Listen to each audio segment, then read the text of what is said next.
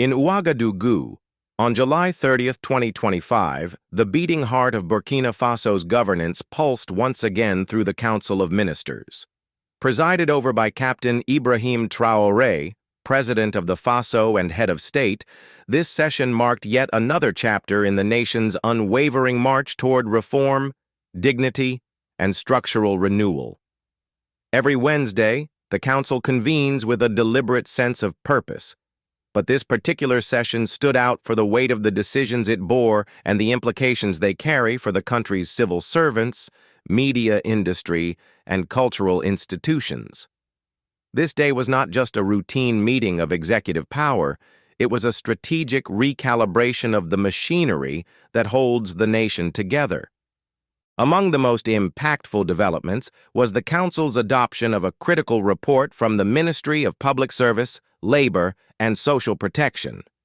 This report addressed the long-awaited regularization of class promotions for civil servants.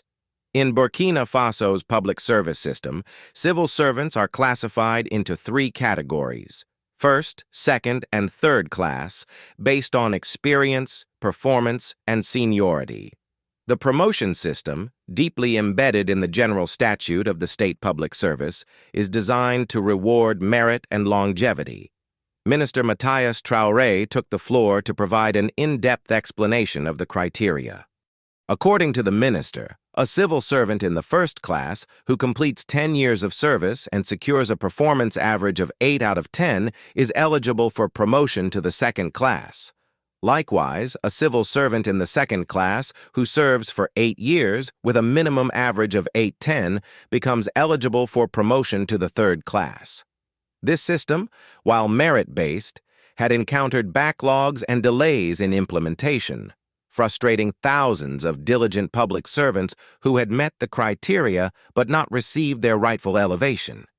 The magnitude of this backlog is now being addressed. The government has decided to initiate a sweeping promotion campaign that will see more than 36,000 agents moved from the first class to the second class and at least 36,700 agents promoted from the second class to the third class. The total financial burden of this regularization exercise is estimated at 9.7 billion CFA francs. Though costly, this decision reflects a conscious choice by the government to recognize the sacrifices and resilience of public servants, especially in a context where civil service contributions have extended far beyond administrative work and into the sphere of national security. Indeed, many civil servants have supported the national effort to resist terrorism and instability, often in difficult and high-pressure conditions. This mass promotion is not just a technical HR reform. It is a symbolic gesture of respect and appreciation for those who continue to serve the Republic during its most trying times. From the realm of public administration, the Council shifted its attention to matters of information, media, and cultural development under the Ministry of Communication, Culture, Arts, and Tourism. 3 critical reports were tabled and adopted, each reflecting a deliberate effort to modernize and reinforce the institutions that shape public discourse and preserve national heritage. The first report involved a proposed law to unify all existing legislation on the press and audiovisual communication in Burkina Faso into a single consolidated code. Minister Pingdwende Gilbert Ouedraogo explained that the objective of this draft law is to streamline the regulatory landscape by merging fragmented laws covering print media, online journalism, radio, and television into a comprehensive code that will serve as the definitive legal reference for all media actors. This is a bold move designed to enhance clarity, accountability, and operational efficiency within the media sector. But this unification goes beyond legal tidiness. The new Press and Audiovisual Communication Code is expected to empower media professionals by clearly defining their legal status, roles, and responsibilities. It introduces legal definitions for professional journalist and professional press technician, thus elevating these professions by anchoring them in law. Furthermore, it addresses the often overlooked question of media company financing, an area where clarity has long been absent. The bill outlines sustainable financing models and governance mechanisms that will allow media houses to operate transparently and independently while remaining aligned with national development priorities. The legislation also incorporates the digital age by including regulatory provisions for digital terrestrial television, DTT, also known as TNT, Télévision Numérique Terrestre. This technological upgrade has been transforming the media landscape across Africa, and Burkina Faso's inclusion of DTT in the code signals its readiness to embrace a fully digital future. With these reforms, the government is not only trying to regulate, it is also sending a message that it understands the evolving nature of media and is ready to adapt policy frameworks accordingly. Next, the Council addressed another pillar of national communication infrastructure, the state broadcaster Radiodiffusion Télévision du Burkina, RTB. A second report presented a draft decree that seeks approval for new special statutes governing the RTB. This is no minor administrative tweak. The new statutes will give RTB an entirely new organizational structure designed to reflect the evolving challenges facing national broadcasters, especially in a region marked by political tensions, insecurity, and rapidly changing media consumption habits.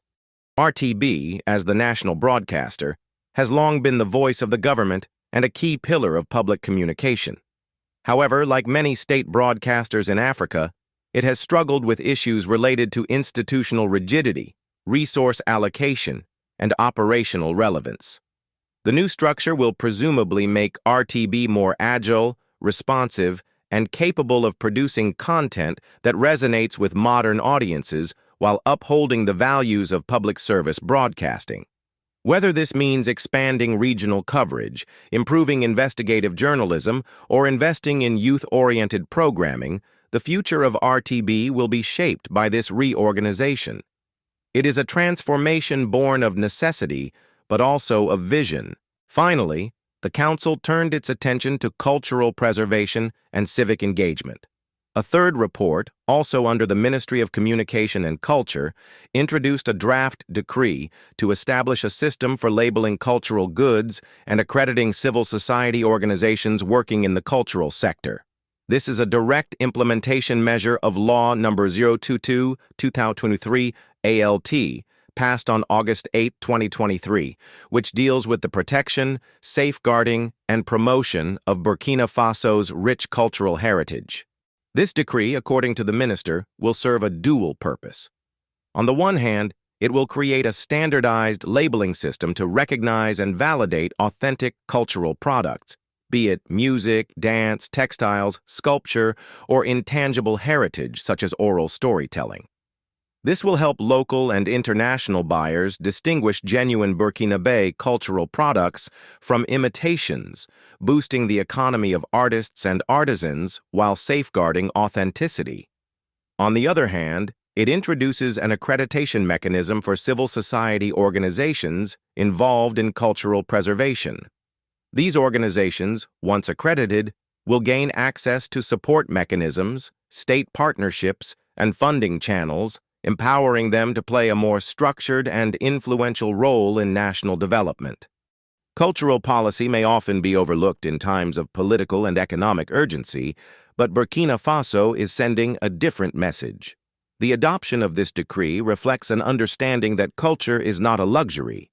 It is a backbone of identity, resilience, and unity, especially in times of crisis. As extremist ideologies and foreign influences attempt to erode the social fabric of the country, investing in cultural protection becomes a form of resistance and a declaration of self-worth. Taken together, the decisions made during the July 30, 2025 session of the Council of Ministers represent a multi-dimensional push to modernize Burkina Faso. From acknowledging the silent sacrifices of civil servants to overhauling the media legal landscape, from restructuring national broadcasting to defending cultural heritage, the government under Captain Ibrahim Traoré is attempting to align state policies with the lived realities of its people. These are not abstract reforms designed for bureaucrats. They are targeted interventions aimed at strengthening the pillars that hold the nation together. Burkina Faso, despite the immense challenges it faces, be it terrorism, economic strain, or geopolitical pressure, continues to exhibit a willingness to self-correct, to adapt, and to forge a new path. These steps are part of a broader vision that sees governance not just as an act of authority, but as a duty to nurture every aspect of the nation's soul, from the public servant in a remote province, to the journalist struggling for press freedom, to the artisan weaving history into every thread of Faso Danfani. In a world where crises often dominate headlines, stories of steady, incremental progress are easily overlooked. But Burkina Faso's July 30th Council of Ministers reminds us that governance, when rooted in principle and people, can still be a force for transformation. These decisions, while technical on the surface, are deeply symbolic. They signal a state that is not giving up on its people. A government that sees reform not as an option, but as an obligation. A leadership that understands that building a nation is not just about military defense or economic plans. It is also about honoring the work, voices, and cultures of those who make up the living spirit of Burkina Faso.